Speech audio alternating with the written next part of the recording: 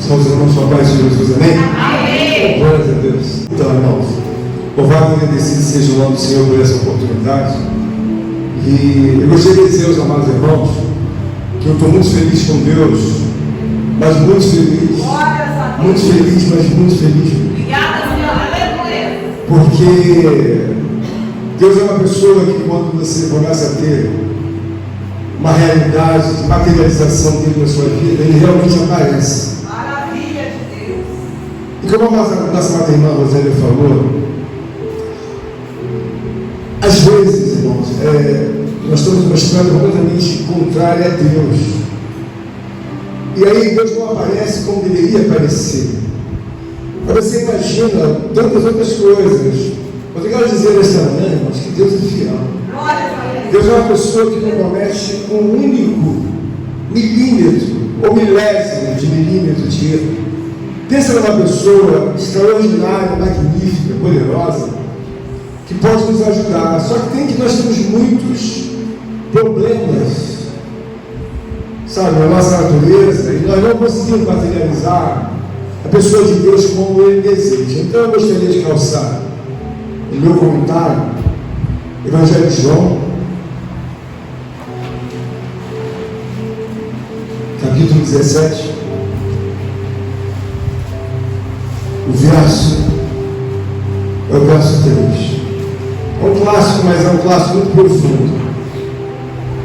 Olha o que está escrito: e a vida eterna é esta, que te conheçam a ti, o único Deus verdadeiro, e a Jesus Cristo, a quem enviaste. Repita comigo em nome de Jesus, isso é uma palavra muito linda.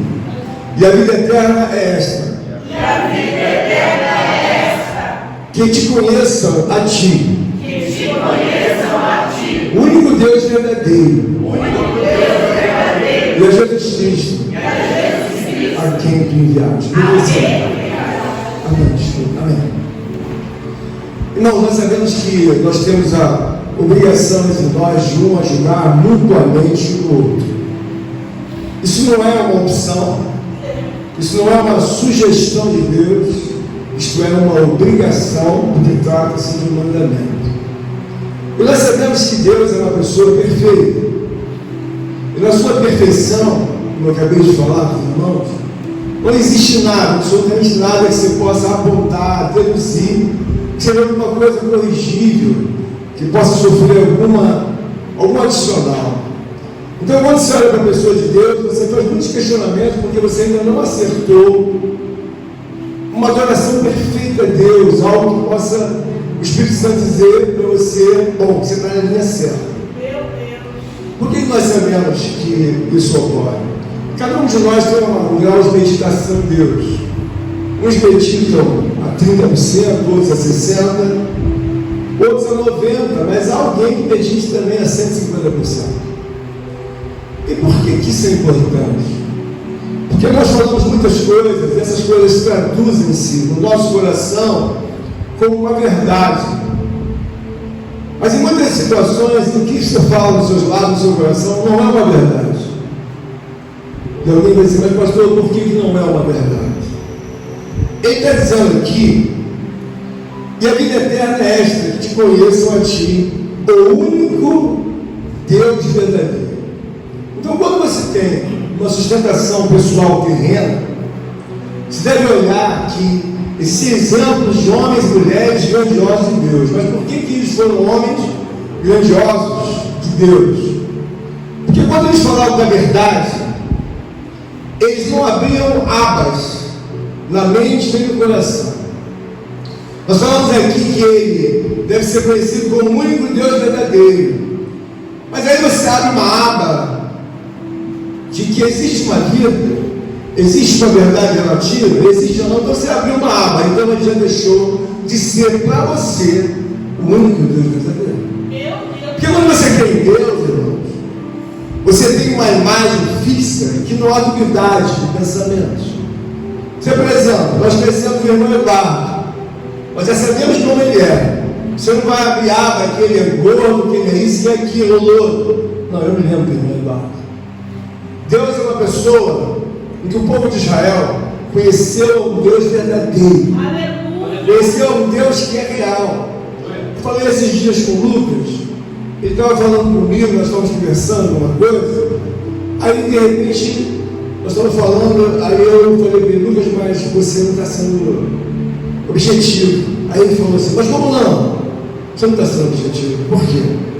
Lucas, quando nós conhecemos a Deus, o único Deus verdadeiro, nós não abrimos a aba de que o mundo está difícil, que as coisas estão difíceis e que existem milhões de pessoas, assim, realmente existe. Mas, para quem conhece o Deus verdadeiro, essa parte, ela não existe. Por quê? Porque Ele é o único Deus verdadeiro. Mas quando você tem muitas abas, é problemático. Por quê? Você abre uma razão de dois deuses. Deus de Abraão, Deus de Isaac, Deus de Jacó. Mas eu também tenho essa luta, tenho isso, também não é isso tudo que você fala. Aqui na palavra de Deus está nos mostrando, nos dando a oportunidade de que muitas das vezes você traz nos seus lábios não a verdade, e nem no seu coração você traz a verdade, mas você traz uma poesia. Se passarmos pelo fogo, se passarmos pela água, tá, e daí? Chega o dia de passar pelo fogo, pela água, mas eu não consegui mais o quê?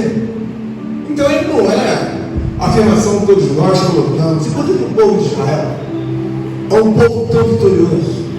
É um povo que há milênios disse aos países vizinhos, ao mundo, que eles creem em Deus de Abraão, Isaac e Jacó. Não tem mais. Quando você chega lá nas sinagogas, ele olha para você ocidental, aquelas pessoas naturalmente que têm os costumes temporais, a moça de short, a outra de saia curta, moça, há milênios, ninguém entra na nossa igreja assim. A senhora não pode entrar assim. Porque assim a senhora não entra aqui. Arruma uma roupa, se ela quiser entrar para visitar a sinagoga, mas assim ela não entra. Então eles resolveram esse assunto, eles resolveram há milênios. Você às vezes está dias e dias. E você pode sustentar um Deus verdadeiro, como há milênios ele sustenta. Está resolvido. Ninguém entra na sinagoga dessa forma. Seja o presidente de outros países, outras nações, ninguém entra. Está resolvido que Ele é o nosso único Deus. Deve ser homenageado, glorificado, engrandecido, exaltado. Por quê? Porque é um assunto que está resolvido. Por que Deus abençoa tanto a nação de Israel? Eles são pequenos, mas o suficiente em poder para poder influenciar o mundo todo. E aliás, não influencia o mundo há décadas, ou até mesmo, dizendo assim, por alguns meses. São milênios. São milênios focados em Deus. Eu costumo dizer o seguinte: eu preciso ajudar diariamente nós termos uma elucidação do que é Deus, porque muita coisa vem muito caminho para você, aí você diz assim, não sei de onde de repente esse homem tira tanta fé, ou porque crê. Eu não sei quantos dias que nós estamos aqui, eu sei que já passou de uma década, mas por que eu quero dizer para vocês que isso é importante, irmão? Quando você tem um seu celular e você vai abrir, você abre o celular, aí de repente abre um monte de aba, mas você quer o principal, você não quer as abas, porque as abas não me interessam, o que interessa é o assunto principal. Deus é o único Deus verdadeiro. Se porventura você quer realmente um Deus verdadeiro, tem que parar de abrir abas na tua vida de concessão e conveniências da sua vida espiritual. Eu entendo que esse culto nessa manhã não é para nenhum homem, mas os homens precisam aprender a adorar a Deus na essência da verdade, porque senão você vai abrir abas o resto da sua vida, vai perguntar assim, mas por que Deus não opera hoje como operava nos dias de Moisés? Moisés era um homem tão profundamente bíblico e temente a Deus, e é claro que eu tenho Cristo como meu Salvador. Eu vejo que Cristo, mesmo no sofrimento, não abriu abas, irmão Leandro. Pai, se possível for, passa de mim esse cálice. Deus fez. Ele respondeu, não é para não passar como uma frente. O cristão tem que aprender isso, porque às vezes, como disse a nossa amada irmã Rosângela, você pensa que está voando. Deus fala, você não está voando. Quando olha o teu coração, estão repleto de abas. é uma justificativa, é uma alegação, é um conceito, é uma visão, é uma linguagem doutrinária ou uma escolha. Todo momento se abrem águas. O que Deus quer nos ensinar é que, assim como Moisés conheceu a Deus, perguntou o nome de Deus, Deus disse: Moisés, olha, eu sou o que sou. Então Moisés foi resolvido. A Bíblia diz que Deus pegou um amor tão grande, mas um amor tão profundo, tão gigante para a vida de Moisés, porque Moisés começou a amar a Deus de uma maneira. A Bíblia diz que nunca houve um homem que fosse profeta igual a Moisés. Por quê? Porque quando se abre a palavra de Deus, alguns homens naquela questão de ir em direção à terra prometida, surgiu uma tribo chamada tribo de Corá. A Bíblia diz que eles incitaram-se contra Moisés. E Moisés falou: amanhã nós nos falamos e vamos ver quem está certo, se somos nós ou se são vocês. Eles eram um povoado grande, eles não eram pessoas que você vê 10 juntos. Eles eram mais de 300 ou 500. A Bíblia diz que Deus tomou a frente no dia seguinte, e Moisés começou a falar. De repente, pelo amor de Moisés, Deus falou: Moisés, não fala nada. Moisés, não fala nada. Eu vou engolir esse povo todo agora. A Bíblia diz que a terra se abriu. E lentamente Deus foi engolindo todo aquele povo. E no meio dessa situação adicional, Deus falou: Moisés, tira os incensários. Os incensários são santos, eu preciso colocar no lugar devido. Não obstante esse acontecimento, a Bíblia nos diz, em Números 16, que no dia seguinte eles foram fazer uma reclamação a Moisés: Moisés, por que você matou esse povo todo? Eu fui, eu matei. Foi a ordem de Deus.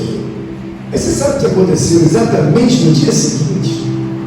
Eles incitaram-se contra Moisés porque ocorreu a morte grande daquele povo que estava ali na tribo escolar. Sabe o que Deus fez? Diante daquela luta, daquela infusão, daquele atrevimento, Deus matou mais 14.800 homens. Quero dizer para você que quando eu me reporto a Deus, Ele é o único Deus que tem poder para neutralizar as nossas vidas. Então existem muitas inconsistências entre nós. E eu quero que você entenda por que às vezes você fala assim: Deus não está me ouvindo. Mas não, peraí, você está falando com duas pessoas. Se você acredita realmente em Deus, a sua vida é para Deus. Esses coisas que ficam na minha cabeça, eu estou ouvindo um ato aqui, que é um ato 10 milhões de vezes mais racional do que muitos cristãos que estão aqui há anos.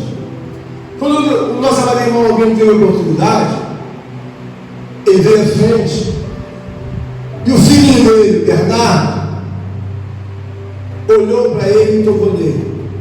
Não esquece de falar do livramento de hoje. Ele foi uma bênção, ele é uma criança. Mas ele já tem temor muito maior se você botar numa régua, considerando uma pessoa mais velha. Por quê? Não esquece, ele falou sério, não esquece de falar do temor que ele te deu hoje, porque o menino virou o pé, etc e tal, podia ter consequências maiores, mas até ele ajudou alguém e ele fez questão de mencionar. O que eu quero trazer para você assim? Eu desejo muito que você conheça Deus, irmãos, mas entenda bem, não fica enxugando gelo numa direção que você está certo, porque você não está. Você tem unidade de pensamento de coisas que foram resolvidas na vida de Moisés. Ele é o único Deus. Então, se ele é o único Deus, você não tem que trazer essas abas que você traz toda hora. O que foi? Mas o ministério de vocês é difícil. É tão difícil aqui, irmãos. Ou a gente segue a verdade, conhece a verdade, abandona as abas, abandona aquelas confianças paralelas que não devem, nunca deveriam ter existido, e aí Deus vai dizer: você conhece o Deus verdadeiro. Porque, irmãos, é muito triste. A luta de Jesus e a Bíblia eterna é esta: que te conheçam a ti. Quando você conhece a Deus, você não vai te criar em meus pensamentos. É a Vera. É a Vera, é a Vera. Olha para Jó. Estou existe dele, é a dela. Ele é o único Deus. E de repente, você fica enclausurado nas suas questões, ou eu nas minhas. Graças a Deus, eu tenho passado, sabe, um momento muito glorioso pela parte de Deus. Eu estou vindo de uma sequência de dias com Deus. E você fala assim, mas pastor, você não aproveita a vida, você deve viajar, você deve fazer isso aqui. Você pensa, eu já viajei para lugares que você nunca foi. Já fui para lugares não sabidos, não localizados. Já usei transportes que nunca ninguém ousou entrar, eu entrei. Eu posso não ter feito as viagens aqui, comumente, que as pessoas falam, vou para a França, para a Alemanha, para a Espanha. Isso realmente eu não tenho feito, ainda que eu conheça alguns lugares desses. Mas já fiz viagens. Tem o quê? Tem 48 horas que eu viajei. Eu vou para lugares inóspitos que ninguém conhece. Eu, Deus e os anjos. Foi, voltei, já estou aqui. Não quero dizer para você que quando você conhece a Deus, você comete, na verdade, um ato seríssimo. Mas você tem que entender o seguinte: conhecer a Deus é não olhar para o tamanho do mundo. Eu não olho para o tamanho do mundo, eu vejo o mundo como nada. Nada. Eu vejo o homem do mundo querendo me ensinar alguma coisa, como nada, no sentido, se eu preciso de alguma coisa tecnicamente, não, você só vem até aqui. E depois, não quero saber de nada. Mas por quê? Bem-aventurado é o varão que não anda segundo conselhos ímpios. Eu não quero conselhos ímpios. Nem se assenta na roda dos escarnecedores. Só que a parte eu esqueci. Nem se detém na mente pecadores. Antes, o seu prazer é na lei do Senhor. Mas por que ele tem esse prazer na lei do Senhor? Irmãos, quem busca resultado, busca muito de Deus. Quem busca resultado, busca uma referência, como disse nossa amada irmã Flávia ontem. Eu aprendi por observação. Ela aprendeu e observou e replicou o que ela aprendeu. Funcionou? Funcionou. Nós estamos aqui na casa de Deus. Devemos entender o seguinte: mas Henrique, você está nos visitando hoje. Qual é a fala que nós temos para Henrique? Henrique, tudo que você procura, que eu procuro, que nós procuramos, está na verdade refinada, expurgada, lavada e remida pelo sangue de Jesus. Aleluia! Se essa é a verdade, eu não quero saber de conselho de ninguém. Por quê? Porque nós temos grandes homens que chegaram aonde chegaram num tempo mais difícil. Por que eles chegaram tão longe? Porque quando Davi olhava para Deus, quando Moisés olhava para Deus, ele não tinha abas. Tu és o nosso Deus, tu és o nosso Senhor.